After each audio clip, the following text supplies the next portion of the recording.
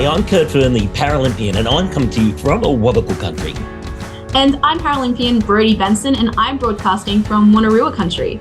This is You Little Ripper, the place that we celebrate all things parasport. And Brodie, you're back for another episode. How you going?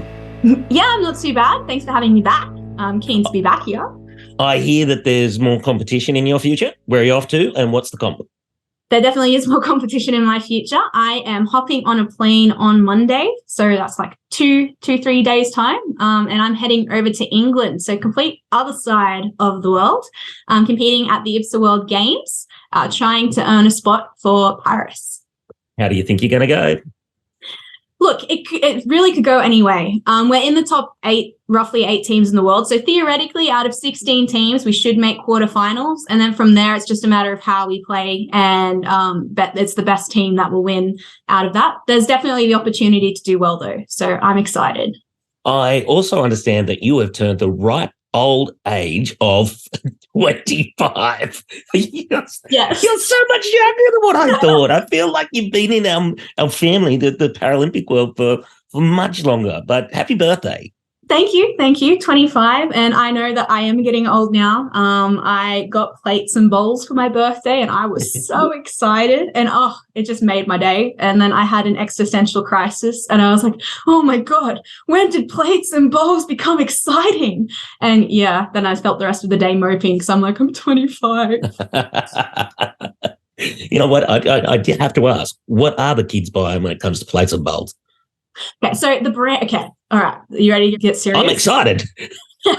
My favorite brand of plates and cutlery and kitchenware is a brand called Rendale. So it's spelled Wrendale. And yep, you better take notes. And it is they've got animals tastefully done on the plates and on their cups and on their bowls, and it just looks really cute and just vibrant, and I love them. They're just expensive, so I got very excited when I got some for my birthday. Well, happy birthday from all of you Little Ripper audience. We're at that time of the show, though, that we get to talk about what is your You Little Ripper moment. Beauty. Well, my You Little Ripper moment for this episode is Emily Petricola. She has set the track alight for her 4th consecutive individual pursuit world title in the women's C4. 4th consecutive. Can we just say how incredible that is? Amazing. 4th consecutive. I have no clue, because it's so hard to get to the point where you are world champion, but then retain it again and again and again and again and again. And again. Yeah. It's just so impressive. And Emily is one of our greats.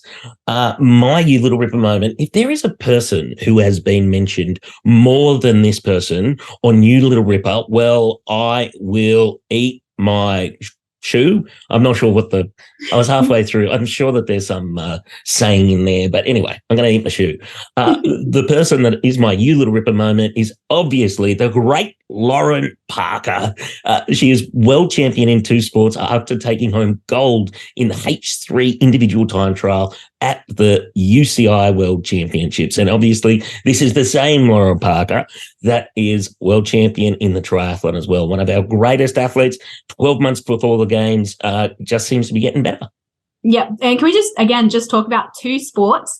I play 1 sport, and I know how hard it is to try and get good at 1 sport, let alone 2 sports, and then being world champion in both of those sports. So that's just an incredible effort and achievement by Lauren Parker.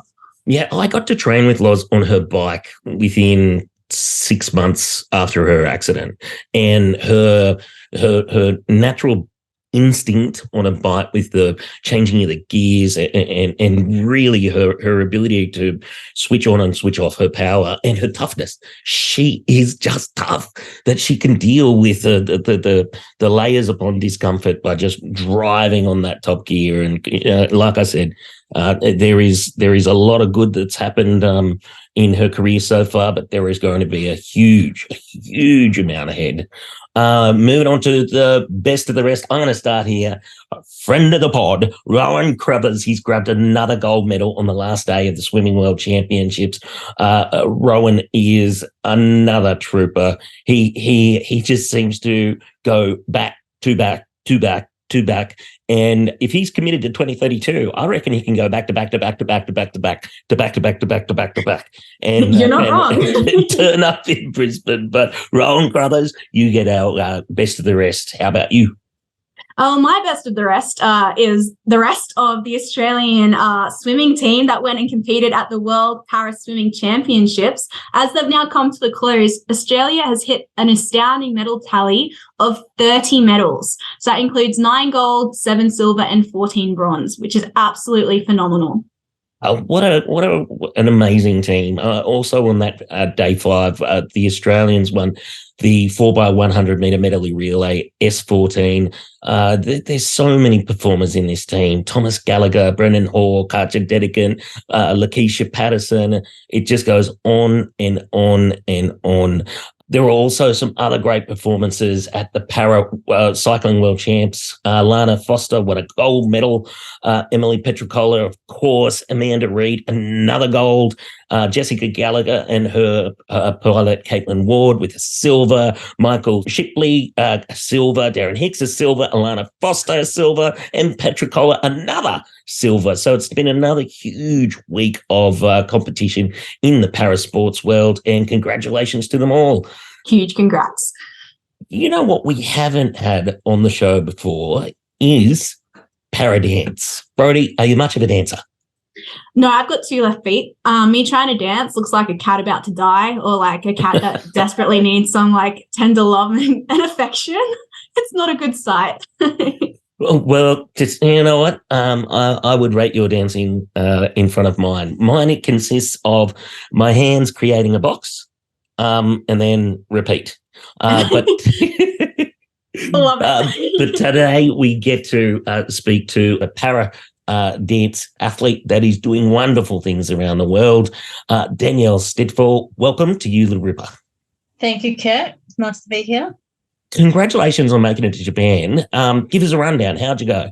Well, I participated in 2 competitions while I was there. One was the Japan Para Dance Sport Association's local competition. And in my event for that, I actually won it. I came first, which was a massive surprise, and it was just great. And the other competition was the World Para Dance Sport competition held in Tokyo. And I participated in two events for that one. Combi Standard, which is standard ballroom, and came 9th. And for the other event was Combi Freestyle, and came 12th for that one. Well, to start with, congratulations. That is like some amazing results right there. Can you talk me through how did it feel when you found out you won the gold in that first tournament? Oh, I couldn't believe it. I was in shock.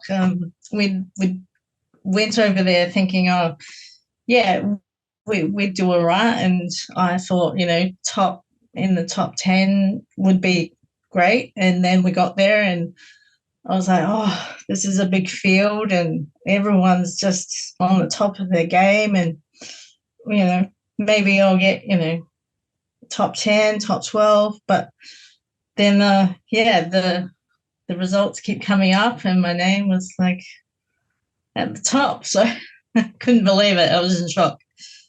Just before you jumped on, Kurt and I were talking about how we have no dance skills whatsoever. So I'd love to know what got you into para dancing. Well, 5.5 years ago, I had no dance skills myself. So I was participating in a Zumba class at that time, and because I love music and things like that, but I didn't really know how to move to it. So I was a bit uncoordinated and just having fun with it, really. And then I was approached by Rebound WA, the Wheelchair Sports Association, who said they've been approached by Dance Sport WA and wanted to look at the possibility of putting a para dance pilot program come and try day together, and would I be interested? I said, yep, let's give it a go. I'm keen. And I've been doing it ever since. I really love it. It's really changed my life in so many great ways. And yeah, I look forward to continuing it. Well, can you just run us through what's next?